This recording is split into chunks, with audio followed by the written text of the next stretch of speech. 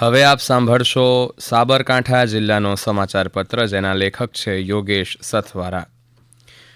ઉત્તરાયણ નજીક આવતા સાબરકાંઠાના બજારમાં પતંગ દોરાનું આગમન થઈ રહ્યું છે અને ઠેર ઠેર પતંગ દોરાના સ્ટોલ લાગી ગયેલા દૃશ્યમાન થાય છે.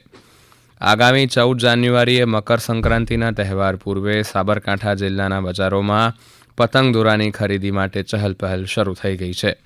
આ વખતે સાબરકાંઠા જિલ્લાના બજારોમાં પતંગ દોરા અને ફિરકીના ભાવમાં 10થી 15% ભાવ વધારો જોવા મળી રહ્યો છે. સાબરકાંઠા જિલ્લામાં ઉત્તરાયણ પર્વનું વિશેષ મહત્વ છે. લોકો ઉત્તરાયણ પર્વે ધાબા ઉપર આખો દિવસ પતંગ ઉડાવી મોજ માણતા હોય છે, જેથી પતંગ દોરા માટે અગાઉથી જ તૈયારી કરવામાં આવે છે. ઉત્તરાયણ આડે એક સપ્તાહ બાકી છે.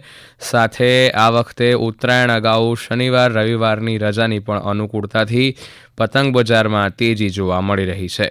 સાબરકાંઠા જિલ્લા વહીવટીતંત્ર અને રમતગમત યુવા સાંસ્કૃતિક પ્રવૃત્તિઓ ગાંધીનગરના ઉપક્રમે આવતીકાલે 10 જાન્યુઆરીના રોજ 5મી ઐતિહાસિક ઈડરિયાગઢ આરોહણ અવરોહણ સ્પર્ધા 2024-25 યોજાશે.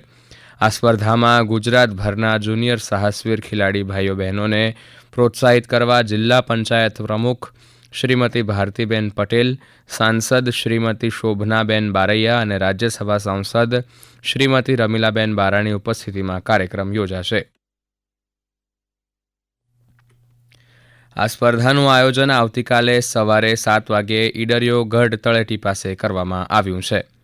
સાબરકાંઠા જિલ્લામાં ઉત્તરાયણ પર્વ દરમિયાન ઘાયલ પક્ષીઓની સારવાર માટે કરુણા હેલ્પલાઇન શરૂ કરવામાં આવી છે. ઉત્તરાયણ પર્વના ઉમંગ અને ઉત્સાહમાં આકાશમાં મુક્તપણે વિચરતા પક્ષીઓ ઘાયલ થવાના તથા મોતને ભેટવાના બનાવો બને છે.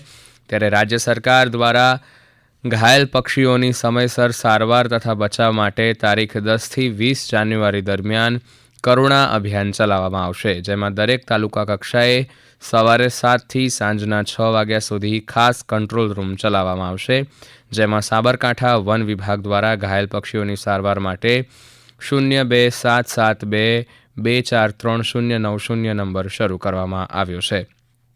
આ ઉપરાંત કરુણા હેલ્પલાઇન નંબર 1962 પર પણ ફોન કરીને મદદ માંગી શકાશે.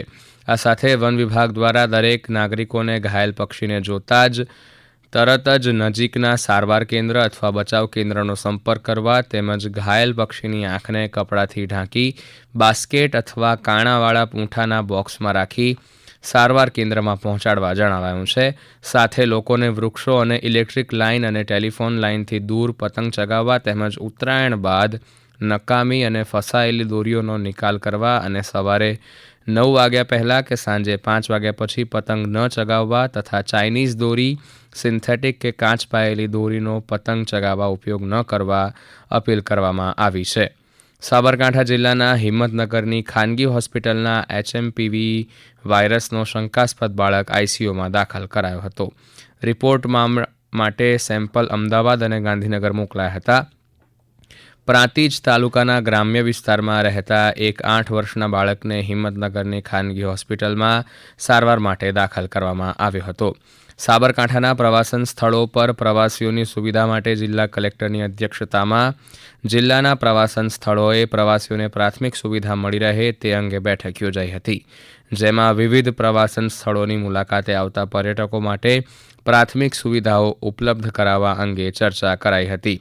સાબરકાંઠા જિલ્લામાં આવેલા ઈડરિયાગઢ, સપ્તેશ્વર મહાદેવ, પોળોના જંગલો, ખેડબ્રહ્મ તથા અન્ય ધાર્મિક સ્થળો પર અવારનવાર ગુજરાત તથા અન્ય રાજ્યોમાંથી પ્રવાસીઓ મુલાકાતે આવે છે, જ્યાં કેટલીક વખત આ પ્રવાસીઓને શૌચાલય સહિતની અન્ય સુવિધાઓ અંગે જાણકારી હોતી નથી.